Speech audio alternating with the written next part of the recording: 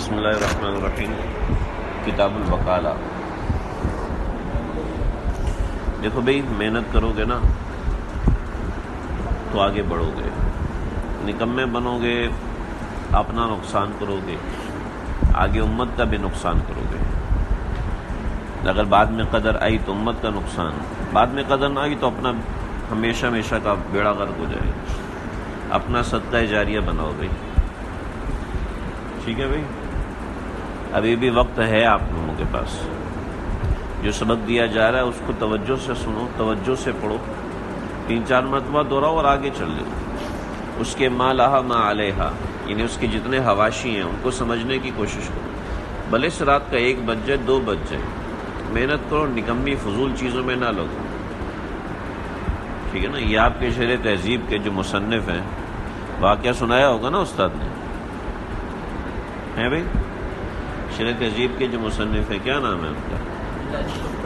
تفتازانی کا واقعہ سنایا تھا۔ عصر کے وقت طلبہ کھیلنے جاتے تھے، سنایا؟ استاد جی نے سنایا؟ عصر کے وقت طلبہ کھیلنے جاتے تھے نا، تو علامہ تفتازانی نہیں کھیلنے جاتے تھے۔ کہنے لگے جی تم کیوں نہیں جاتے؟ کہا میں بہت نکما ہوں، ہر وقت کتاب کے سامنے بیٹھے رہتے تھے، کتاب سمجھ ہی نہیں آتی تھی، اور اللہ سے مانگتے تھے، دعا کرتے تھے۔ مجھے سچ سچ بتاؤ کہ پچھلے سبق جو پچھلا ہمارا سمائی سے پہلے گزرا، کسی نے اللہ سے 2 رکعت نماز پڑھ کے دعا مانگی کہ اللہ فلاں مسئلہ سمجھ میں نہیں آ رہا، آپ سمجھا دیجیے؟ مجھے آپ کے پرچے دیکھ کے یہی سمجھ میں آئے کہ کسی کا رجوع اللہ ہے ہی نہیں۔ مجھے بھی ضرورت ہے رجوع اللہ کی، لیکن میں تو فارغ نہیں ہوں نا یار، میں پھنسا ہوا ہوں دنیا کے جھمیلوں کے اندر، گندگیوں کے اندر۔ آپ لوگوں کو اللہ نے ہر وقت مسجد مدرسے کا ماحول دیا، اللہ کی طرف رجوع کیوں نہیں کرتے؟ اللہ جی سلیقہ دے، سمجھنے کا، پڑھنے کا سلیقہ دے، وقت میں برکت دے۔ ابھی وقت ہے، پوری دنیا کو نچاؤ گے اگر آپ پڑھ لو گے۔ اگر ابھی نہیں پڑھو گے تو دنیا آپ کو نچائے گی۔ تفتازانی نچا رہا ہے نا آپ کو، ہیں؟ ابھی تک تفتازانی نچا رہے ہیں نا آپ کو، دنیا کو گھما رہے ہیں جی۔ ان کے آگے آئے گی مختصر، اس میں گھمائیں گے آپ کو۔ پھر آگے کون سی آئے گی؟ توضیح تلوی، وہ گھمائے گی آپ کو، سمجھ آئے گا۔ تفتازانی جو ہیں خواب دیکھا، خواب میں تھے، ان کو یہ محسوس ہوا کہ جاگ رہے ہیں، تو کسی نے کہا کہ آپ کو میدان میں کوئی بلا رہا ہے۔ انہوں نے کہا یار تم لوگ جاؤ، میں نے پڑھنا ہے، تو چلا گیا۔ پھر دوسری مرتبہ طالب علم آیا، کہا آپ کو میدان میں آپ صلی اللہ علیہ وسلم بلا رہے ہیں۔ تو تفتازانی وہاں سے بھاگے ہیں، میدان میں پہنچے، تو کہا میں تمہیں بلا رہا تھا، تم آئے نہیں۔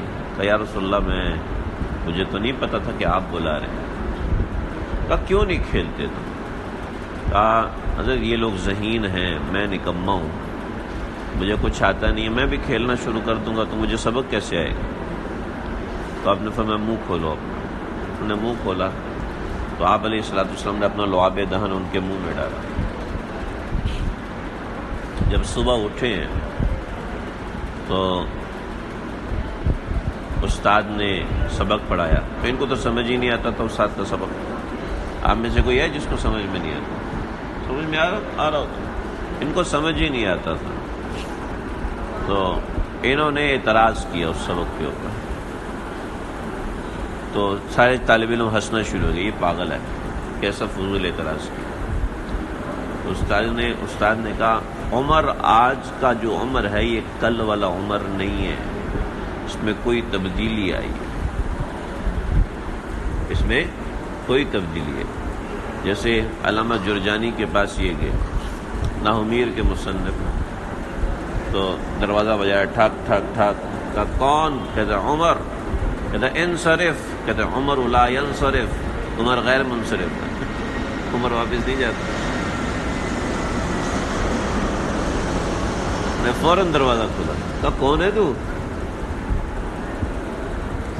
انصرف، کہتے عمر لا ینصرف، ایک لفظ بولا اور اس کے اندر فساد بھی، بلاغت بھی، امتحان کا پرچہ بھی حل کر لیا ایک جملے کے اندر، مسئلہ بھی بتا دیا اور حاجت بھی پوری کر لی. عمر لا ينصرف، عمر غیر منصرف ہے، یعنی عمر واپس نہیں جا سکتا. سمجھ رہے ہو بھائی؟ ارے بھائی اپنے وقت کی قدر کرو یار. کتاب الوکالہ، یہ کتاب الوکالہ بھی ہے، وکالہ بھی ہے، دونوں صحیح ہیں. ٹھیک ہے، واو کے کسرہ کے ساتھ بھی ہے، فتح کے ساتھ بھی ہے. مطلب کیا ہے؟ کسی کو وکیل بنانا. ٹھیک ہے جی، یہ اس کی تمہید ہے، کتاب الوکالہ کی تمہید ہے یہ. ٹھیک ہے، یہ جو چند ایک لائنیں شروع میں ہیں یہ کتاب الوکالہ کی تمہید ہے. کچھ ابتدائی باتیں ہیں، آگے تفصیلات مختلف فصول کے اندر، مختلف ابواب کے اندر آئیں گے. ٹھیک ہے جی. صحت توکیل، حکم ہے وکالت کرنا صحیح ہے، وکیل بنانا صحیح ہے. توکیل کہتے ہیں وکیل بنانے کو. وکیل بنانا، اب اگر آپ سے سوال ہو وکیل بنانا صحیح ہے غلط ہے تو کیا کہو گے؟ وکیل بنانا صحیح ہے، قرآن و حدیث میں اس کا ثبوت ہے بہت کثرت کے ساتھ. حاشیے میں بہت سے دلائل لکھے ہوئے ہیں، آپ پڑھ لینا. ایک غیر مقلد آتا ہے کہتا ہے توکیل بنانا صحیح کیسے ہے، تو آپ اس کو طنز کھولو گے، اس کے حاشیے میں آیت لکھی ہوگی وہ بتا سکتے ہیں. ٹھیک ہے جی. توکیل ہوتی کیا ہے؟ توکیل ہوتی کیا ہے آگے بتایا. ایک کتاب کے اوپر کون ہی نہیں رکھو گے. وہ اقامت الغیر مقام نفسی فی التصرف مما یملکہ. کیا کہتے ہیں؟ کیا ہے یہ؟ وہ اقامت الغیر مقام نفسی. اقامت الغیر، اقامت الغیر مقام نفسی. ادھر مجھے دیکھو، اقامت الغیر مقام نفسی، اپنی جگہ کسی اور کو قائم کر دینا. فی التصرف، کسی بھی تصرف کے اندر. سمجھ رہے ہو؟ تصرف کی دو قسمیں میں بتاؤں گا. ٹھیک ہے. فی التصرف مما یملکہ، مما یملکہ، جس چیز میں اس کی ملکیت ہے اس ملکیت کے اندر، تصرف کے اندر اپنا قائم مقام کر دینا کسی کو. ٹھیک ہے. آپ کو 100 روپے دینے تھے، میں نے اس کے ہاتھ بھجوا دیے. کیا ہے؟ تصرف میرا ہے نا آپ کو دینے کا، لیکن میں نے اس کے ہاتھ بھجوا دیے. تو یہ کیا ہے؟ وکالت ہے. صحیح ہے. وکالت کی تمام بحثیں یہاں پر آ جائیں گی. صحیح ہے بھائی؟ اچھا، اس کی شرائط کیا ہے؟ اذا کان الوکیل ممن یعقل العقد، جب وکیل عقد کو سمجھتا ہو، جب وکیل عقد کو سمجھتا ہو، ولو صبیا، اگرچہ بچہ ہو، او عبدا محجورا، یا غلام ہو جو کہ مقید ہے. ٹھیک ہے. عبد محجور کہتے ہیں مقید غلام. ٹھیک ہے جی. تو اذا کان الوکیل ممن یعقل العقد، وکیل عقد کو سمجھنے والا ہو. ٹھیک ہے. عقد کو سمجھنے والا ہو. 100 روپے میں نے اس کو دیے، یہ جا کے باہر پھینک آیا. 100 روپے میں نے اس کو دیے، اس نے اس نے فضائل صدقات پڑھی تھی، باہر گیا اور لوگوں میں تقسیم کر دیا. تو مجذوب بھی نہیں ہے اور بیوقوف بھی نہیں ہے. سمجھ رہے ہو بھائی؟ ٹھیک ہے جی. کس کس عقد میں ہو سکتا ہے؟ بکل ما یعقدہ بنفسہ، ہر اس عقد میں وکالت ہو سکتی ہے جس عقد کو میں کر سکتا ہوں. ٹھیک ہے. جس عقد کو میں کر سکتا ہوں، ہر اس عقد میں اس کو بھی وکیل بنا سکتا ہوں. یہ بڑا اہم مسئلہ ہے، اس کے اوپر تفریح آگے آئے گی انشاءاللہ. میں شراب بیچ سکتا ہوں؟ نہیں بیچ سکتا، لہٰذا میں اس کو بھی شراب بیچنے کا وکیل نہیں بنا سکتا. امام صاحب کہتے بنا سکتے، تو وہاں پر یہ اختلاف کام آئے گا. یہ بنیاد اپنے ذہن میں رکھنا. ٹھیک ہے.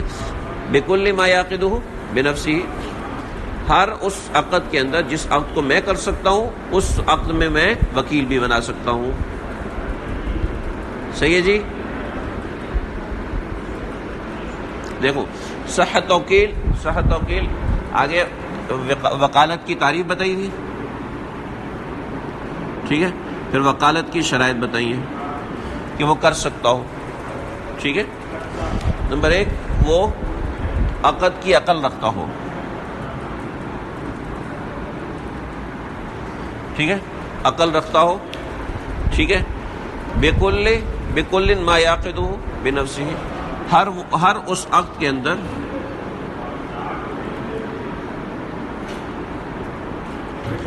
جس کو موکل کر سکتا ہے. ٹھیک ہے بھائی، بات سمجھ رہے ہو؟ وبالخصومت فی الحقوق، یہ مسئلہ تھوڑا سا گڑبڑ ہے.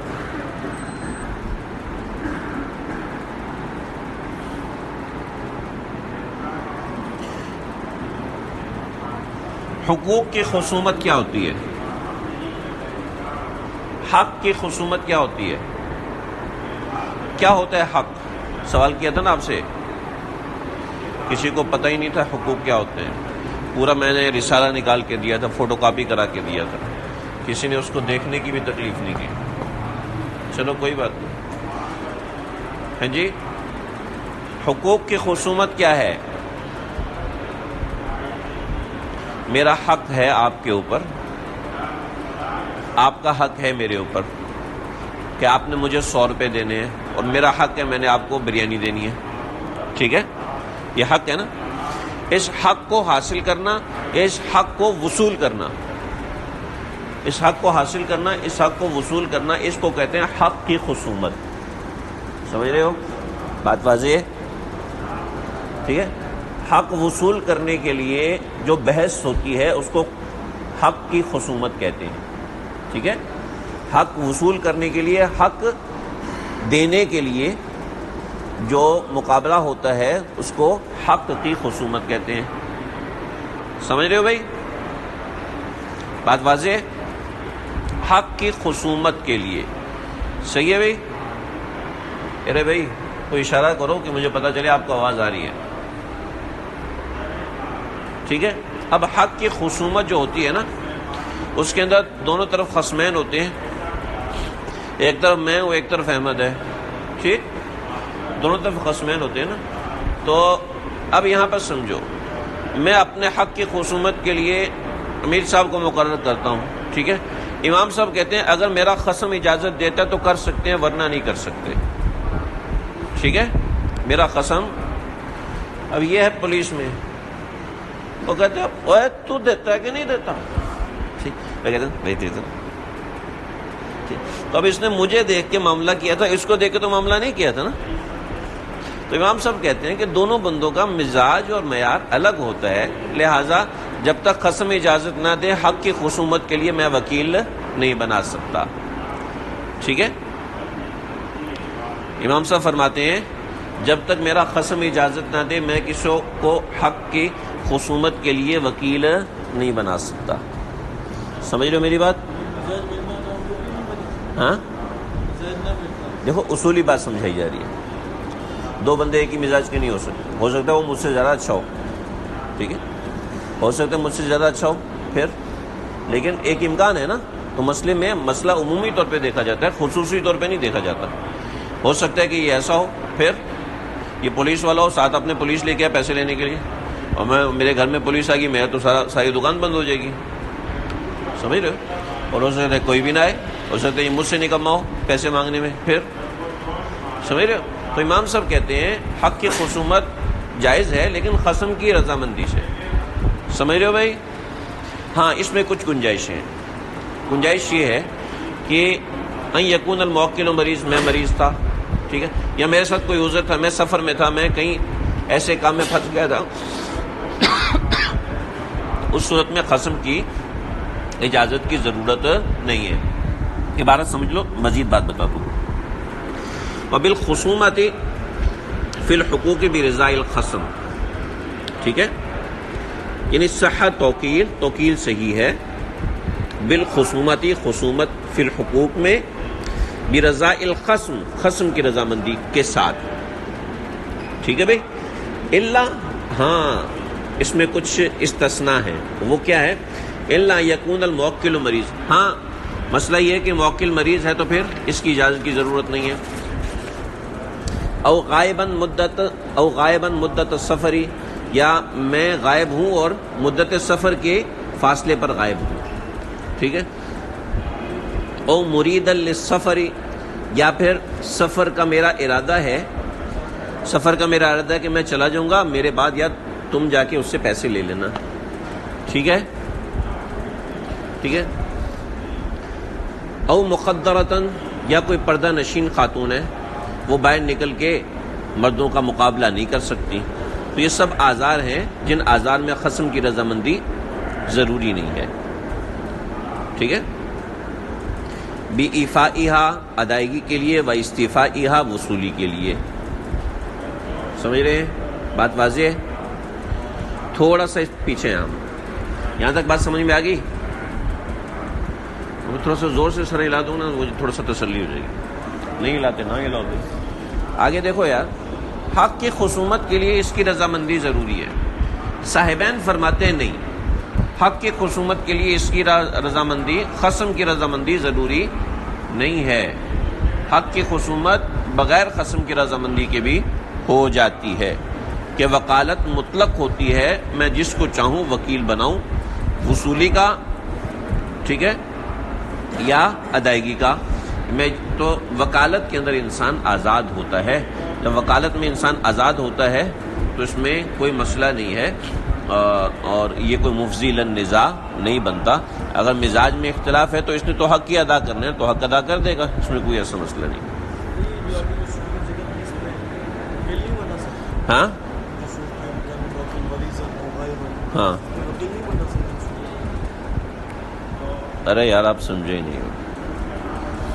یہ جو ان کا سوال یہ ہے کہ جو 4 چیزیں آگے بتائی ہیں، الا یکون الموکل مریضا او غائبا مدت السفر، دیکھو یہ سب اس سے ہے. حق کی خصومت، حق کی خصومت کے لیے خصم کی اجازت ضروری ہے. امام صاحب کہہ رہے تھے، ٹھیک ہے، حق کی خصومت تو سمجھ میں آ گیا. حق کی خصومت کیا ہوتا ہے؟ امام صاحب کہتے ہیں کہ قسم کی اجازت ضروری ہے. ہاں یہ 4 آزار آگے. کون سے آزار آگے؟ موکل مریض ہے، موکل مریض ہے، غائب ہے، ٹھیک ہے، سفر کے ارادے پر ہے، پردہ نشین ہے. ٹھیک ہے. اس صورت میں قسم کی اجازت کی ضرورت نہیں ہے. ان 4 صورتوں میں قسم کی اجازت کی ضرورت ختم ہو جاتی ہے. ٹھیک ہے، کیونکہ یہ ضرورت ہے اور ضرورت اپنی جگہ پر ہے. ٹھیک ہے بھائی، بات سمجھ میں آ گئی. ان سب چیزوں کو نکالو درمیان میں. وبالخصومت صحت توکیل، توکیل صحیح ہے. بکل ما یعقدہ بنفسہ، صحت توکیل بالخصومت فی الحقوق. سمجھ میں آ گیا؟ صحت توکیل لگاؤ.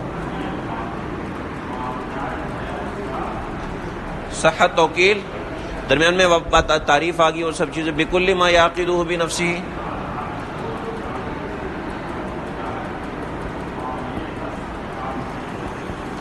ٹھیک ہے. صحت توکیل بالخصومت فی الحقوق.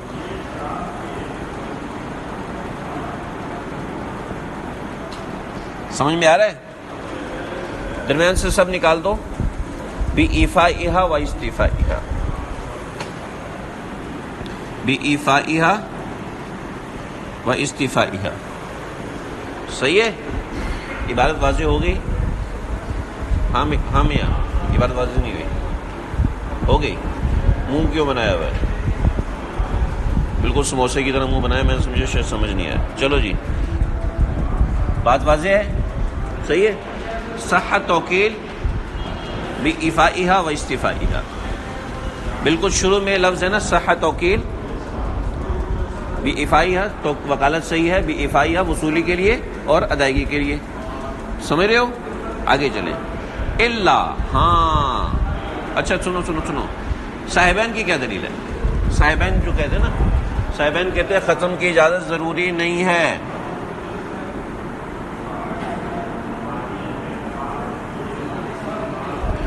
صاحبین کہتے ہیں قسم کی اجازت ضروری نہیں. اس کی وجہ ہے کہ صاحبین فرماتے ہیں حضرت علی رضی اللہ تعالیٰ نے اپنی جگہ پر حضرت عقیل یعنی اپنے بھائی کو وکیل بنایا ہوا تھا. جب کوئی خصومت ہوتی تھی، حضرت علی حکومت کے کاموں میں ہوتے تھے تو حضرت عقیل کو بھیج دیتے تھے اور وہ کام کر دیتے تھے. تفصیل حاشیے میں لازمی ہوگی، یہ ہدایہ میں لکھا ہوا ہے.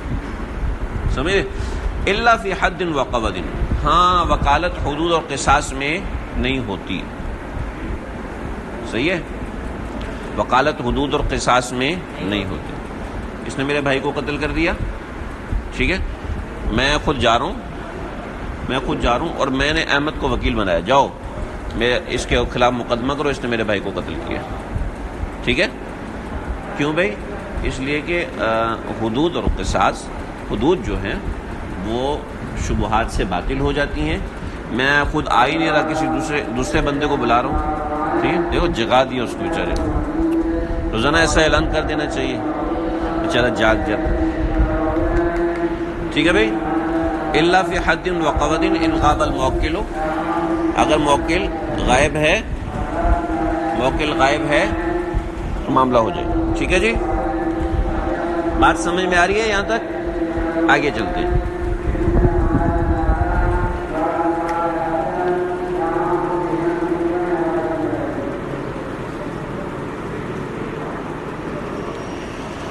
یہ لفظ حقوق کو دیکھ کے پریشان نہیں ہونا. وکالت کی ذمہ داری، وکالت میں کچھ ذمہ داریاں ہوتی ہیں. میں نے اس کو اپنا وکیل بنایا، اور میں نے کہا یار میری طرف سے نا یہ کام کر دو. ٹھیک ہے، اب جب میں نے اس کو وکیل بنایا کہ میری طرف سے گھڑی خرید کے لے آؤ، ٹھیک، میری طرف سے گھڑی خرید کے لے آؤ. گھڑی مجھے ملے گی. پیسے کس کو دینے پڑیں گے؟ دکاندار کو، اسی کو دینے پڑیں گے. پھر یہ مجھ سے لے لینا ہے بھائی، پیسے اسی کو دینے پڑیں گے نا، کہ مجھ سے لے لے. صحیح سمجھ میں آ گیا؟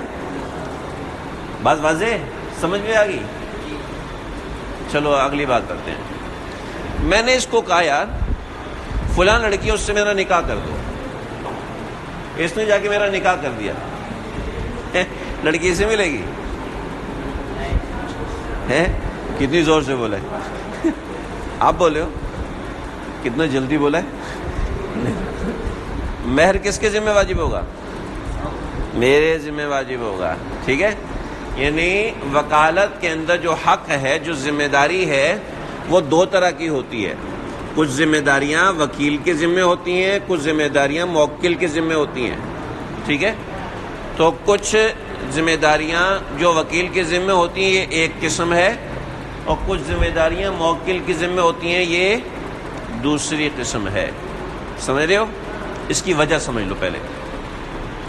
بعض کاموں میں ذمہ داری وکیل کے اوپر اصالتاً آتی ہے، ٹھیک ہے، اور تمام کاموں میں ذمہ داری وکیل کے اوپر اصالتاً آتی ہے، اور موکل کے اوپر ابتداءً آتی ہے. اصالتاً کا مطلب یہ ہوتا ہے کسی واسطے سے آنا.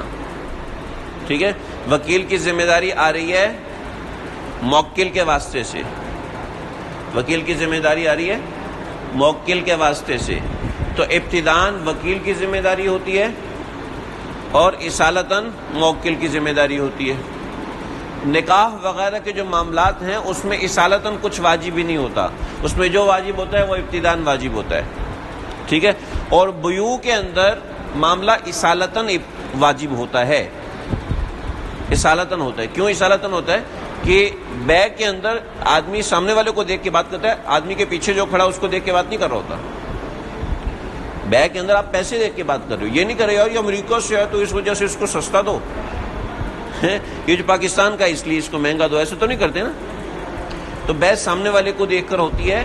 بیع میں ہر چیز اصالتاً، ان معاملات بعض معاملات میں چیز اصالتاً ہوتی ہے اور بعض معاملات میں چیز ابتداءً ہوتی ہے. بات سمجھ رہے ہو؟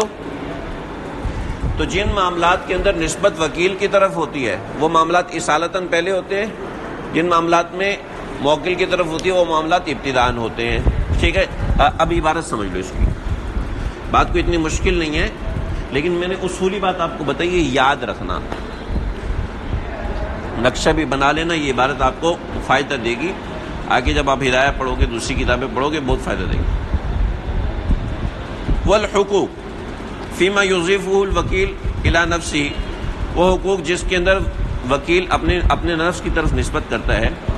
کالبیع والاجارہ والصلح یعنی ان اقرار، اقرار کے حوالے سے صلح، اقرار کے حوالے سے صلح کیا ہوتی ہے؟ دیکھ لو پہلے